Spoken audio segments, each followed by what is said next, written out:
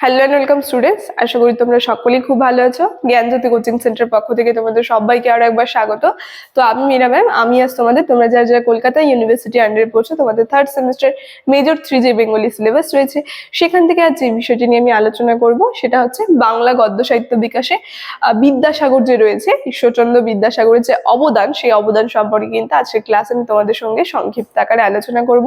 তোমরা ক্লাসটা কিন্তু অবশ্যই শুরু থেকে শেষ অবধি দেখার চেষ্টা করবে, ঠিক আছে? ক্লাসটা শুরু করার পূর্বে আগে খুবই একটা গুরুত্বপূর্ণ ইনফরমেশন তোমাদের সঙ্গে আমি জানিয়ে দিয়ে যাই।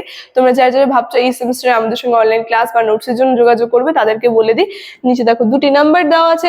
এই নাম্বার দুটি হচ্ছে আমাদের Gyanjyoti coaching centre official helpline number. যে কোনো একটি নাম্বারের মধ্যে কল করে নিয়ে কিন্তু আমাদের সঙ্গে যোগাযোগ করে নিতে পারবে। তার সঙ্গে তোমাদের বিভিন্ন সেমিস্টারের কোর্স ফি কি রাখা হয়েছে সেটা বলে দিচ্ছি। মেজরের জন্য তোমাদের কোর্স ফি রাখা হয়েছে 1199, তার সঙ্গে মাইনরের জন্য তোমাদের যে কোর্স ফি আছে সেটা আছে 699। আর আমাদের কোর্সে যদি তোমরা অ্যাডমিশন নাও, যে যে সুবিধা তোমরা পাচ্ছ সেটা হচ্ছে এখানে তোমরা live classes, recorded classes, high কোয়ালিটির নোটস, তার সঙ্গে পাচ্ছ তোমরা 100% কমন সাজেশন। এই সুবিধাগুলো কিন্তু তোমরা একসাথে পেয়ে যাচ্ছ, ঠিক আছে? এই ইনফরমেশনই তোমাদের দেওয়া ছিল। এখন আমি ক্লাসের আলোচনায় চলে যাচ্ছি। দেখো, প্রথমে বলেছি আজকে ক্লাসে আমার আলোচনার বিষয় হচ্ছে বাংলা গদ্য সাহিত্য বিকাশে বিদ্যাসাগরের যে অবদান, সেই অবদান সম্পর্কে আলোচনা। কি বলছে যে বাংলা গদ্য প্রথম স্বচ্ছ হিসেবে চলতে শুরু করেছিল বিদ্যাসাগরের হাতে। তাহলে এই যে বাংলা গদ্য সাহিত্য, সেটা তো শুরু হয়েছে অনেক আগে, আধুনিক গদ্য সাহিত্য যে রয়েছে, কিন্তু সেটা স্বচ্ছভাবে যদি আমরা বলি, যার হাত ধরে চলতে শুরু করেছিল তিনি ছিলেন বিদ্যাসাগর। তিনি প্রথম বাংলা গদ্যের যথার্থ শিল্পী ছিলেন। যথার্থ শিল্পী রয়েছে, মানে যাকে যথার্থ শিল্পী বলা হচ্ছে, তিনি কিন্তু ঈশ্বরচন্দ্র বিদ্যাসাগর, ঠিক আছে?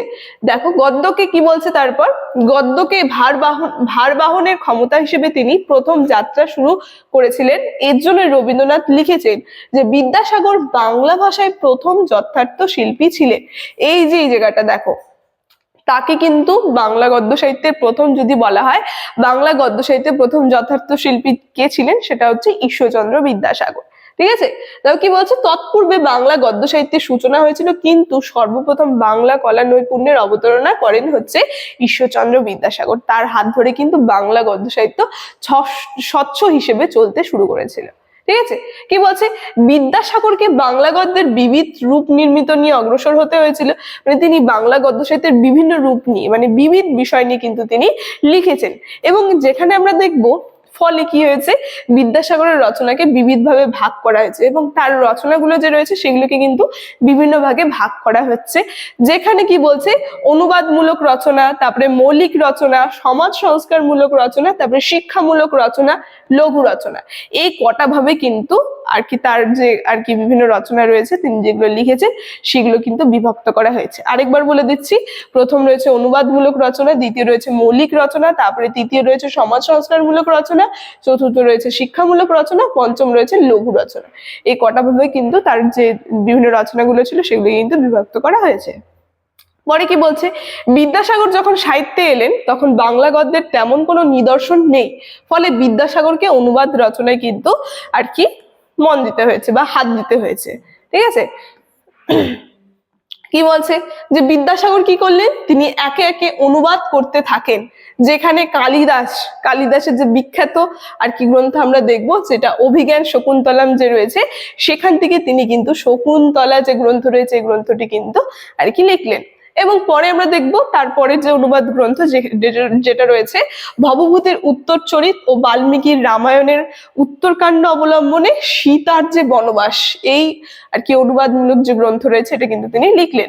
তারপরে আরেকটা রয়েছে, সেটা হচ্ছে ঈশপের ফেবলস অবলম্বনে তিনি কথামালা ও মার্সম্যানের হিস্ট্রি অফ বেঙ্গল অবলম্বনে বাংলার ইতিহাস, এই কটা গ্রন্থ কিন্তু তিনি লিখলেন, ঠিক আছে? এই কটা অনুবাদ যে গ্রন্থ রয়েছে, এই গ্রন্থ কিন্তু তিনি লিখলেন। এবং কি বলছে যে প্রয়োজনে কি হয়েছে, সরল ও তার ভাষা যেরকম সরল ছিল যেমন করেছেন, তেমনি বিষয় অনুসারে গম্ভীরও কিন্তু থেকে গেছে। সেই সঙ্গে তৎসম শব্দ ও ক্রিয়াপদের ব্যবহার কিন্তু লক্ষণীয়। মানে তার বিভিন্ন রচনার মধ্যে আমরা দেখবো তৎসম শব্দ, তার সঙ্গে ক্রিয়াপদ, এগুলোর ব্যবহার কিন্তু তিনি করেছেন। এবং উজ্জয়িনী নগরে গন্ধর্ব সেন নামে রাজা ছিলেন, তার 4 মহিষী, তাদের গর্ভে রাজার 6 পুত্র জন্মে এবং রাজকুমার সকলেই সুপণ্ডিত ও সর্ববিষয়ে বিচক্ষণ ছিলেন। মানে তার কাব্য যে রয়েছে সেই সম্পর্কে বলছে, যেখানে আমরা দেখবো বিধবা বিবাহ প্রবর্তন ও বহু বিবাহের রদের জন্য বিদ্যাসাগরকে কলম ধরতে হয়েছিল। ফলে আমরা দেখবো এখানে কি বলছে, তার সমাজ সংস্কারমূলক যে গ্রন্থ রয়েছে এর ভিন্ন গদ্য কিন্তু আমরা দেখতে পাই। মানে তিনি বিভিন্ন বিষয়, বহু বিষয় নিয়ে কিন্তু তার গ্রন্থগুলি তিনি লিখেছেন। সমাজ সংস্কার, ঠিক আছে, যেখানে বিধবা বিবাহ প্রবর্তন, তারপরে বহু বিবাহ রদ, এই সমস্ত বিষয় নিয়ে কিন্তু তিনি তার গ্রন্থগুলো লিখেছেন। ঠিক আছে, তারপর কি বলছে যে বিদ্যাসাগরের সমাজ সংস্কারমূলক রচনার মধ্যে দিয়ে বিধবা বিবাহ চলিত হওয়া উচিত কিনা, ত্রয়োধি বিষয়ক প্রস্তাব ও বহু বিবাহ হওয়া উচিত কিনা, এই ত্রয়োধি বিষয়ক বিচার গ্রন্থগুলি আমরা দেখব। অভ্রান্ত যুক্তি, একটু স্পেলিংটা ঠিক করে নেবে, অভ্রান্ত যুক্তি তথ্যের পর তথ্য নৈপুণ্য ভঙ্গির উপাসনা কিন্তু স্মরণীয় তার গ্রন্থের মধ্যে। ঠিক আছে, তো মানে তার যে আর কি যুক্তি, তার যে মতামত, সেই মতামত কিন্তু তার গ্রন্থগুলির মধ্যে তিনি পেশ করেছেন। বিধবা বিবাহ, তারপরে হচ্ছে বহু বিবাহ, এগুলো হওয়া উচিত কিনা, উচিত না। ঠিক আছে, তো কি বলছে, বিদ্যাসাগরের গদ্যের ভাষা পাওয়া যাবে, তার অতি অল্প হইলো, আবার অতি অল্প হইলো এই গ্রন্থের মধ্যে। যেখানে গদ্যের নিজেরও যে একটা গতি আছে তা তিনি কিন্তু দেখান এই গ্রন্থের মধ্যে। একটা গদ্য সাহিত্যের যে নিজের একটা গতি, সেই গতি কিন্তু দেখান তার অতি অল্প হইলো, আবার অতি অল্প হইলো এই গ্রন্থটার মধ্যে। ঠিক আছে, এবং কি বলছে, কৃষ্ণকমল ভট্টাচার্য রসিকতা করে এই গদ্যগুলি সম্পর্কে লিখেছেন যে এইরূপ উচ্চ অঙ্গের রসিকতা বাংলা ভাষায় অতি অল্পই আছে। মানে বাংলা ভাষায় আমরা দেখব এরকম একজন রসিকতা আর কি গদ্য শিল্পী খুবই কিন্তু কম রয়েছে। ঠিক আছে, আজকের ক্লাসের আলোচনা দেখে নাও, আমার এই টপিকটার উপরে কিন্তু এতটুকুনি ছিল, বাংলা গদ্য সাহিত্য বিদ্যাসাগরের যে অবদান। খুবই একটা সংক্ষিপ্ত আকারে কিন্তু ক্লাসটা ছিল। তাহলে আজকের ক্লাসের আলোচনা আমি এখানেই শেষ করছি। ভিডিওটি শুরু থেকে শেষ অবধি দেখার জন্য থ্যাংক ইউ।